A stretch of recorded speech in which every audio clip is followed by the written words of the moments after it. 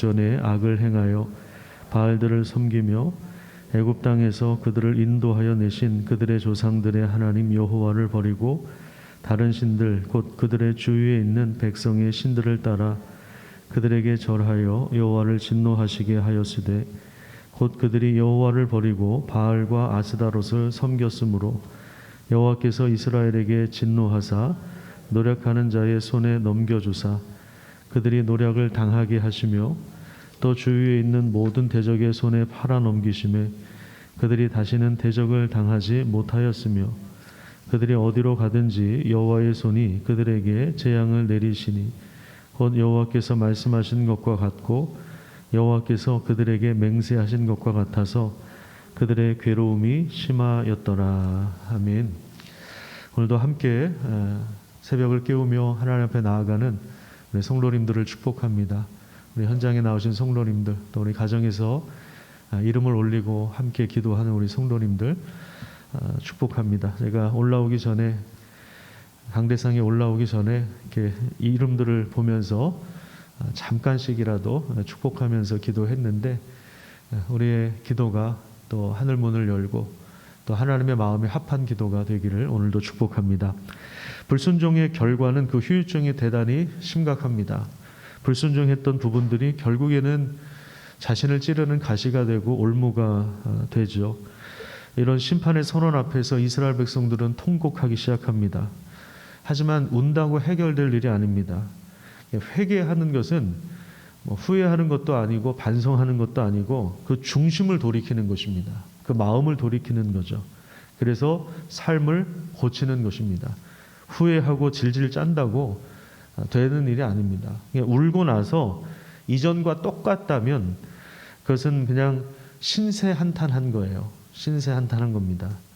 참된 회개는 우리의 중심이 새로워지는 것이고 우리의 생각이 바뀌고 변화되는 것입니다. 지금 이제 더 심각한 후유증이 뭐냐면 하나님을 알지 못하는 다른 세대가 출현했다는 것입니다. 그래서 하나님의 목전에 악을 행하고 하나님이 아닌 다른 신을 따라갑니다.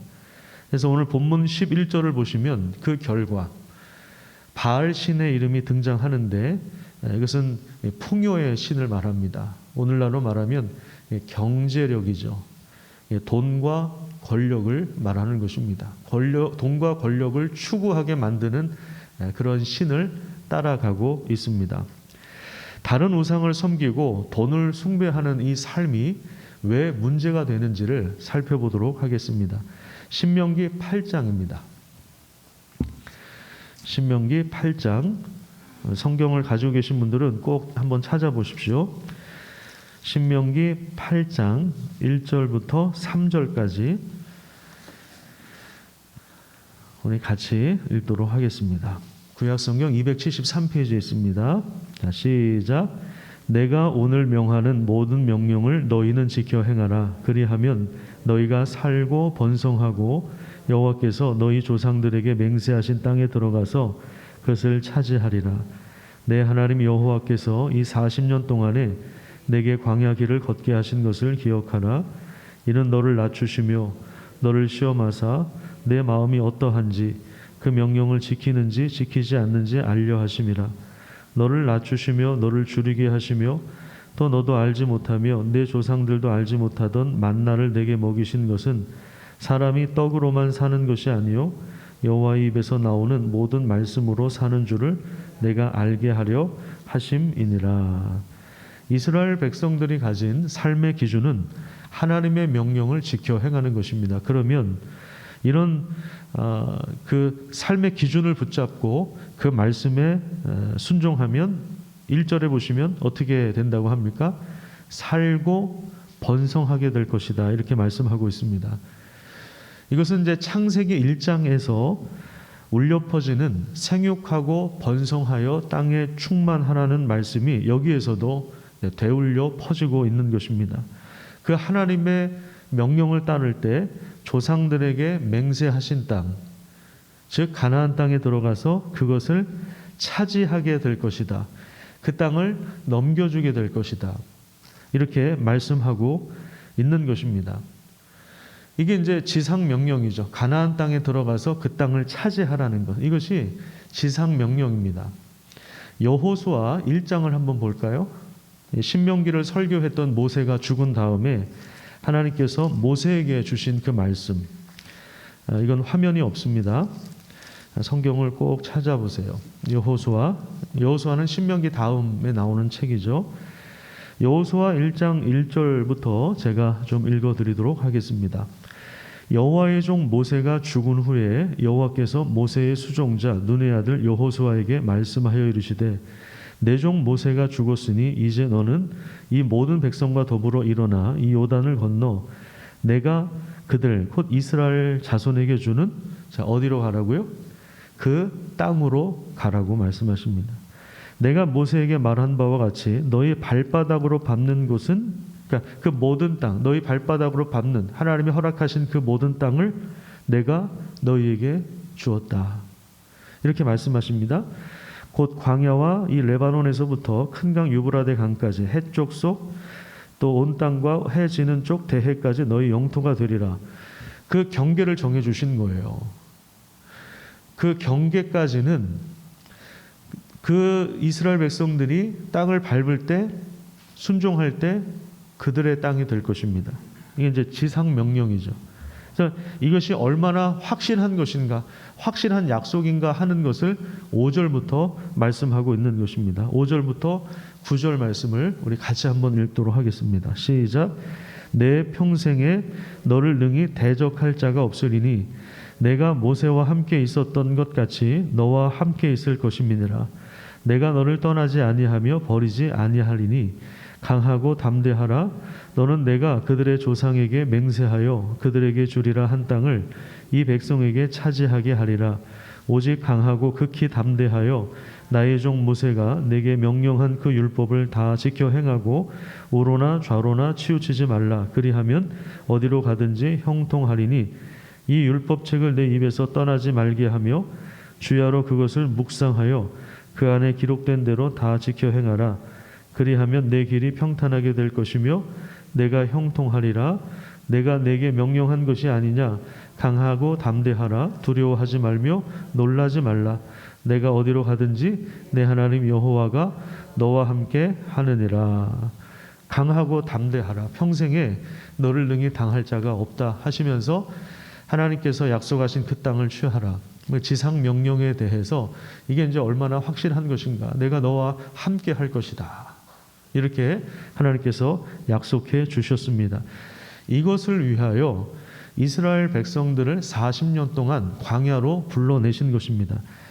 광야의 길을 걷게 하신 이유는 하나님의 말씀에 순종하도록 그 중심을 하나님이 단련하신 것입니다. 그래서 그들을 낮추시고 그리고 줄이게 하시면서 하나님이 공급하시는 것으로 만족하고 또 그것으로 사는 것이 가능하구나, 광야에서도 가능하구나, 하나님의 말씀이 중요하구나, 떡으로만 사는 것이 아니라 하나님의 입에서 나오는 말씀으로 사는 것이 가능하구나, 이것을 40년 동안 몸으로 체득하는 거예요. 생각뿐만 아니라 몸으로 체득하는 거예요. 그래서 40년 동안 그들은 광야에서 훈련을 받은 것입니다. 그리고 나서 이제 그 땅에 들어간 것이죠. 그런데 사사기에 들어오면 그 땅에 들어가서 여호수아가 죽고 그 세대 하나님을 경험했던 장로들이 죽고 그러니까 지도자들이 죽고 그 다음에 이제 한 세대가 지나고 나서 그 다음 세대 하나님을 알지 못하는 세대가 일어날 때 그들의 문제가 확 드러나고 있는 거예요. 그게 이제 사사 시대의 그 혼란스러운 배경이 되는 것입니다. 불순종하는 것이 그들의 본성이고 그들의 체질이라는 사실들이 밝혀집니다. 그래서 사사기를 읽다 보면 하나의 패턴이 등장하고 있는 그러한 장면이 나오는데, 자, 첫 번째는 오늘 우리가 읽은 본문에 보면은요, 제일 먼저 나오는 것이 타락이에요. 자, 오늘 본문으로 다시 돌아가셔서 사사기 2장 11절부터 13절까지 보여주는 건 뭐냐면 타락입니다. 그래서 하나님 목전에서 악을 행하고 다른 신을 섬기는, 그 다음에 이 타락에 대하여 하나님은 반드시 심판하십니다. 14절에서 15절 그래서 이스라엘을 대적의 손에 넘겨주십니다. 하나님은 그 땅을 이스라엘 백성들에게 넘겨주신다고 했는데 이제 하나님께서 그들을 대적의 손에 넘겨주십니다. 이거 완전히 다른 차이죠. 지금 여호수아서도 그렇고 신명기에서도 그렇고 그 땅을 넘겨주겠다. 말씀에 순종하면 넘겨준다. 그런데 순종하지 않으니까 어떻게 돼요? 대적의 손에 넘겨주는, 이게 이제 심판입니다. 그러면 심판을 당하면 얼마나 고통스럽습니까? 얼마나 힘이 들어요? 그러니까 이제 울부짖습니다. 못 살겠다고 아우성이요. 그러면 하나님께서 구원의 은혜를 허락해 주십니다.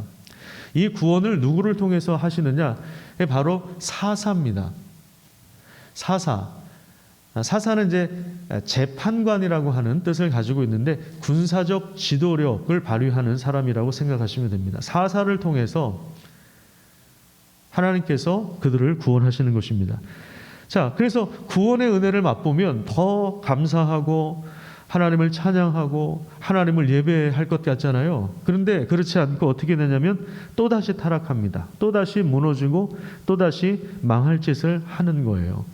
말씀의 전통을 떠나버리는 거예요. 그러니까 타락하고 심판하고, 그래서 울부짖으면 하나님이 구원해 주시고, 구원을 받으면 또 그러니까 한숨 돌리면, 등 따스고 배부르면 또 타락하는, 이 하나의 어떤 악순환, 이런 패턴이 사사기에 몇 번이 등장하냐면 16번이 등장합니다. 계속 이게 이제 반복, 이게 이제 이런 패턴이 반복되면서 점점 이게 나락의 길로 떨어져 가는, 그게 이제 사사기 말씀이에요. 이런 죄의 패턴이 계속되고 있다는 것을 사사기를 통해서 하나님은 부각시켜 주시는 것입니다. 그런데 이런 사이클이 반복되는 가운데서 우리가 하나의 소망을 발견할 수 있습니다.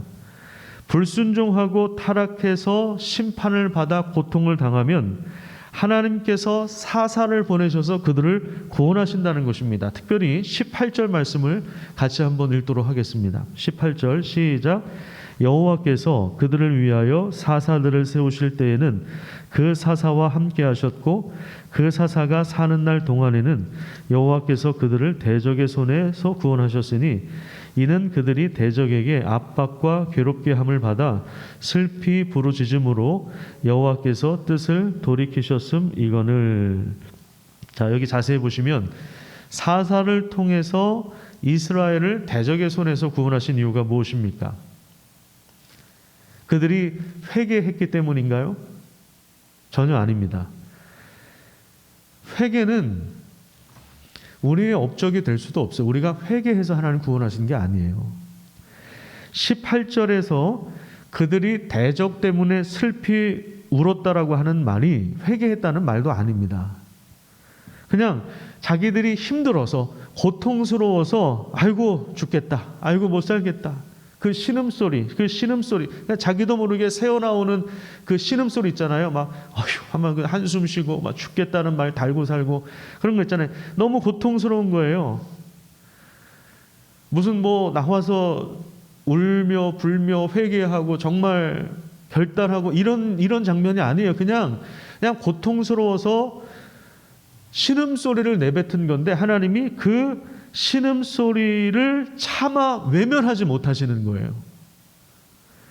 이게 바로 하나님의 사랑이고 하나님의 긍휼의 마음이에요. 자신의 백성들을 향해서 애가 타는 그 마음인 것입니다. 우리 부모들은 자녀들의 숨소리가 조금만 달라져도 얘가 어디가 안 좋은가? 이상하다?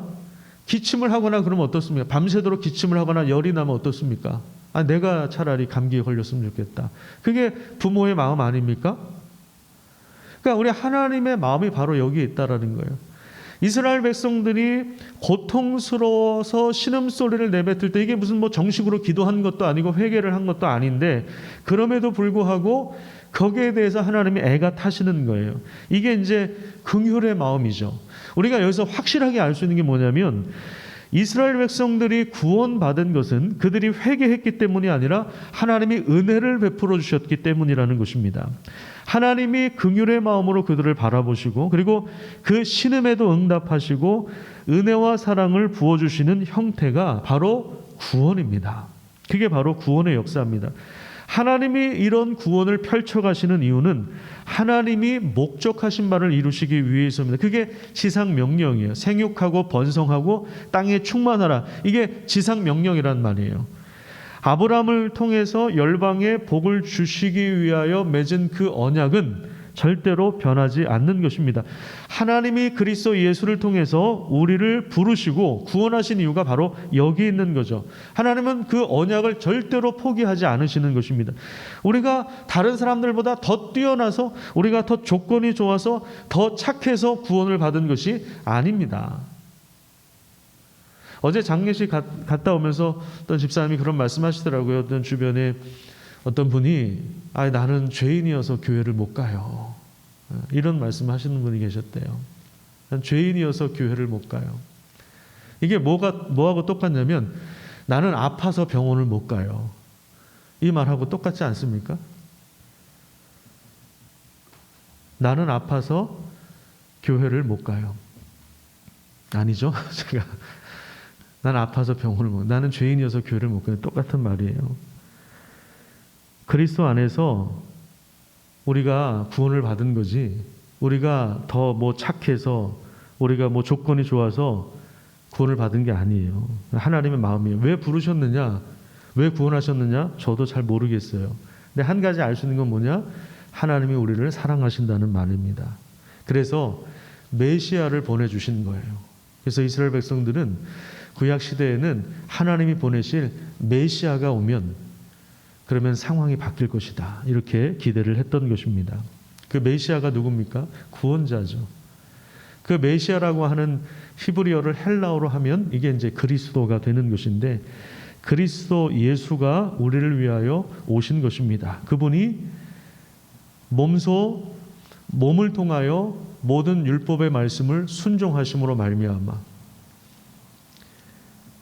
죄와 불순종으로 항상 무너질 수밖에 없는 우리를 하나님 앞에서 구원하신 거예요. 죄를 용서하시고, 그러니까 예수 그리스도 안에서 우리가 구원을 받은 거지, 우리가 돌이켜서 구원을 받은 게 아니에요. 우리가 돌이킬 수 있도록 예수님께서 죽으셨기 때문에 돌이킬 수 있는 거예요. 회개 기도도 할 수 있고 돌이킬 수도 있고 우리가 새로워질 수도 있는 거죠. 예수님이 안 계셨다면 회개가 어떻게 가능하겠습니까? 그래서 우리도 역시 죄의 그 불순종의 영역들이 얼마나 많아요. 그렇죠? 죄와 불순종으로 우리도 자주 무너지지만 우리는 하나님의 언약 안에 있는 축복의 통로예요. 우리 성도들하고 1대1로 얘기해 보면요, 정말 제일 많이 나오는 이야기가 있어요. 그게 뭐냐면 죄책감입니다. 죄책감을 털려고 봉사도 열심히 하고 모두 열심히 하고 모두 열심히 했다, 이런 말씀 참 많이 하시더라고요. 이걸 털어버리려고, 죄책감을. 아니에요. 그게 아니에요. 그리스도 안에서 우리를 구원하셨다는 사실을 기억하시기를 축복합니다. 우리가 교회 청소를 하는 이유가 뭐예요? 감사하니까 하는 거예요. 그 죄책감을 털어버리려고, 구원받으려고 하는 것이 아니라,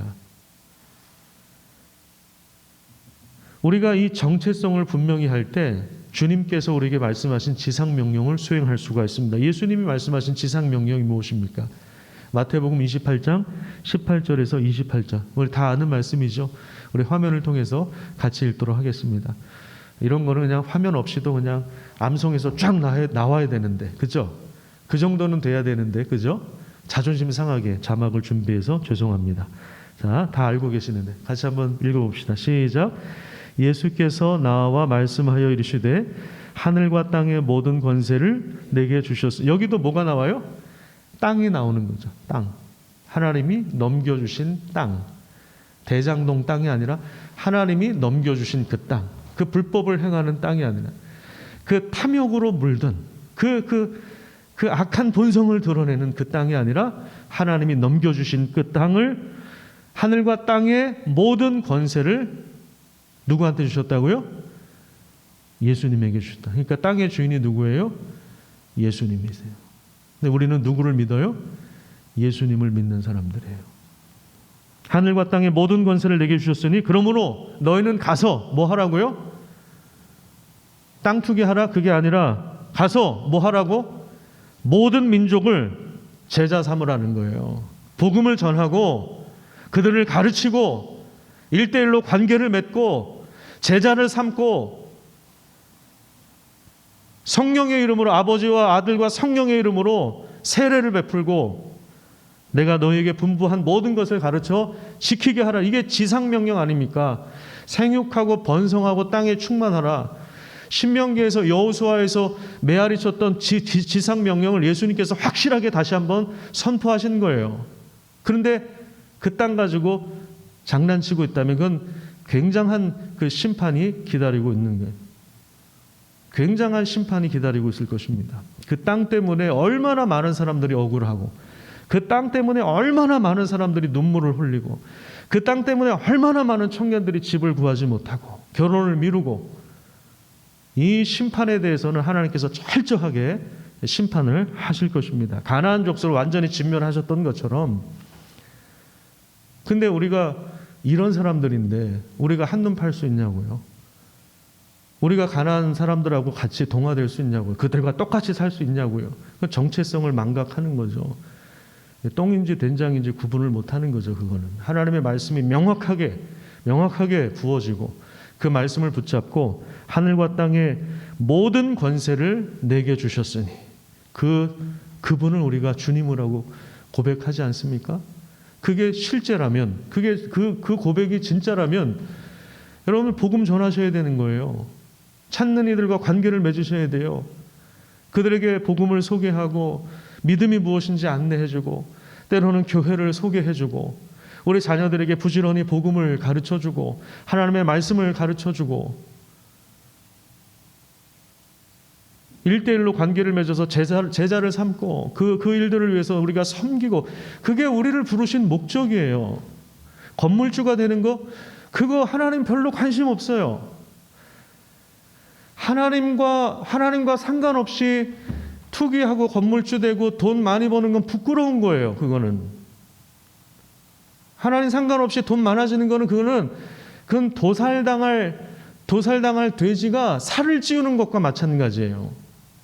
그건 부끄러운 겁니다. 하나님 앞에서. 우리 그리스도인들 그런 자존심이 있어야 돼요.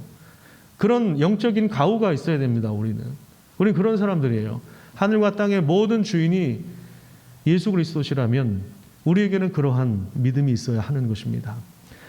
오늘 그 믿음 붙잡고 기도하실 때 하나님의 은혜가 임하기를 축복합니다. 우리가 이 말씀에 순종한다면 하나님은 지금도 그 땅을 우리에게 넘겨주실 것입니다. 우리를 통해서 원수를 물리치시고 사탄의 권세를 제압하고 귀신의 역사를 떠나게 하시고, 하나님께서 우리가 살고 있는 삶의 모든 영역, 발바닥으로 밟는 모든 영역에 하나님의 통치가 임하게 될 것입니다. 이런 놀라운 은혜를 받은 사람들이 바로 우리들입니다. 여러분 그 땅을 취하시기를 축복합니다. 하나님이 함께 하십니다. 순종하시기를 바랍니다. 하나님의 통치가 여러분들의 삶을 통해서 확장될 것입니다.